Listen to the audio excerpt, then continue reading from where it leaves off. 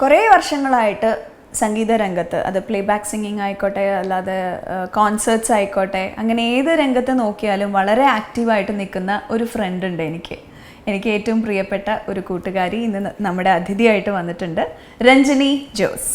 ചക്കരെ, hello, welcome to Sunday fun. എനിക്ക് കൂടുതൽ അടുപ്പുള്ളവർ വരുമ്പോഴേ എന്താ എങ്ങനെ എവിടുന്ന് തുടങ്ങണ്ടേ, ഒരുവിധം കാര്യങ്ങളൊക്കെ അറിയാം.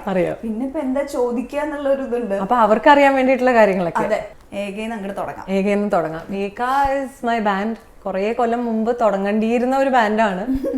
പക്ഷെ മടിയുടെ അവതാരം ആയത് കാരണം 2017 തുടങ്ങിയത്. എല്ലാവർക്കും അറിയണ പോലെ റാൽഫിൻ ഇപ്പൊ ഓടി നടന്ന് എല്ലാവർക്കും കവർ ചെയ്യുന്ന ആളാണ്. അപ്പോ പക്ഷെ എന്റെ സഹോ ആണ്, എന്റെ അയൽവാസിയാണ്. തൊട്ടപ്പുറത്താണ്. ഈ പറയുന്ന വ്യക്തി എന്റെ അയൽവാസിയാണ് കുറച്ച് കാലം. അപ്പോ നമ്മളെല്ലാരും അയൽവാസികളാ പോയതുവേ. അതെ, വെണ്ണലയിൽ തന്നെയാണ് റാൽഫിയുടെ വീടും, പാരലൽ റോഡിൽ തന്നെയാണ്. അപ്പോ റാൽഫിനുണ്ട്, അശ്വിൻ എന്ന് പറഞ്ഞൊരു കുട്ടിയാണ് ലീഡ് ഗിറ്റാർ.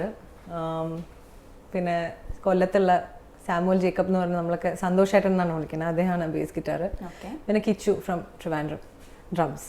ഇത്രയാണ് ബേസിക് നമ്മുടെ അതിൽ പിന്നെ നമുക്ക് ഓരോ പ്രോഗ്രാമിൻ്റെ ഇതനുസരിച്ച് ആരെങ്കിലുമൊക്കെ നമ്മൾ ഫീച്ചർ ചെയ്യും. രാജേഷ് ഏട്ടൻ ഫ്ലൂട്ട്, ചേർത്തല രാജേഷ് ഏട്ടനല്ല, സോഫാർ വന്നിട്ടുള്ള ട്രിവാൻഡ്രത്തുള്ള രാജേഷ് ഏട്ടനാണ് വന്നിട്ടുണ്ട്. പിന്നെ അങ്ങനെ ഏതെങ്കിലുമൊക്കെ പ്രോബബ്ലി വയലിൻ, അങ്ങനെ ആരെങ്കിലുമൊക്കെ നമ്മൾ ഫീച്ചർ ചെയ്യും.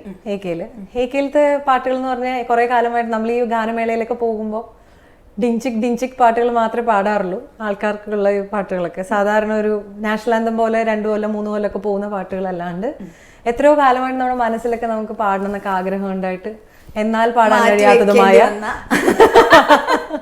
അതൊക്കെ എടുത്തിട്ട് അത്യാവശ്യം ഇംപ്രവൈസേഷൻ ഒക്കെ വെച്ചിട്ട് പാടുന്ന പഴയ പാട്ട്. അത് അവരും കൂടെ വരുമ്പോഴായിരുന്നു അതിന്റെ. ഓക്കെ, അങ്ങനെ ഒരു പാട്ട് ചെയ്തതാണ് നമ്മുടെ കമൽ സർ, ഔസേപ്പച്ചൻ സാറിന്റെ ഡുവോ എന്നുള്ള 2 പാട്ടുകൾ. മൗനം സ്വരമായി സ്റ്റാർട്ട് ചെയ്തിട്ട് പിന്നെ അത് കണ്ണാന്തുമ്പിയിലേക്ക് പോയി, അങ്ങനെ ഒരു കവസം. അത് രണ്ടും കൂടെ ചെയ്യാൻ പറ്റില്ല, പക്ഷെ മൗനം സ്വരമായി പാടാം. ശരി.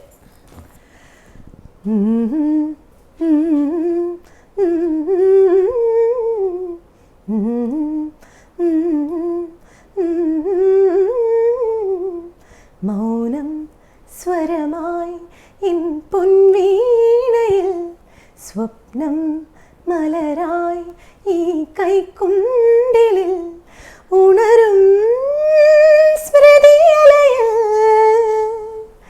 ആരോ സാന്ത്വനമായി മുരളികയൂതി ദൂരെ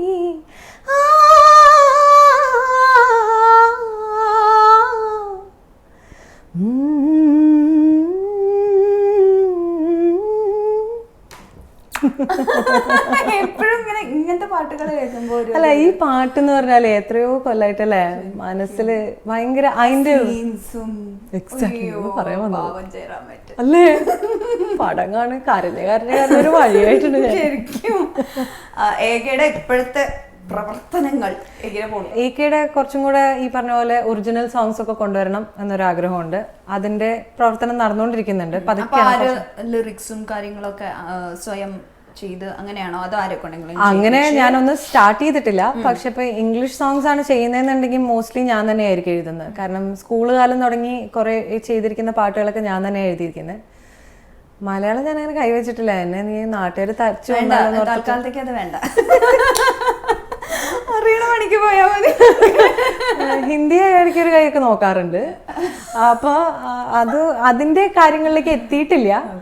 പക്ഷെ ഇപ്പൊ കുറച്ച് കവർ സോങ്സ് അല്ലാണ്ട് ഒരു യൂട്യൂബ് ചാനൽ സ്റ്റാർട്ട് ചെയ്തിട്ട് അതിൽ ഏകയുടെ പാട്ടുകൾ ഇടുന്നുണ്ട്. അല്ലാണ്ട് യൂട്യൂബ് ചാനലിനെ പറ്റി ചോദിക്കാൻ വരും, എങ്ങനെ പോണു അതിന്റെ പ്രവർത്തനങ്ങൾ? അതിപ്പോ തുടങ്ങിയിട്ട് 1 മാസോ 1.5 മാസമൊക്കെ ആയിട്ടുള്ളൂ. അതിൽ അപ്ലോഡ് ചെയ്തിട്ടുള്ള ഫസ്റ്റ് അപ്ലോഡ് ചെയ്തത് ഗേൾ ഫ്രം ഈപ്പനീമ എന്ന് പറഞ്ഞിട്ടൊരു ജാസ് സോങ് ആണ് ചെയ്തത്.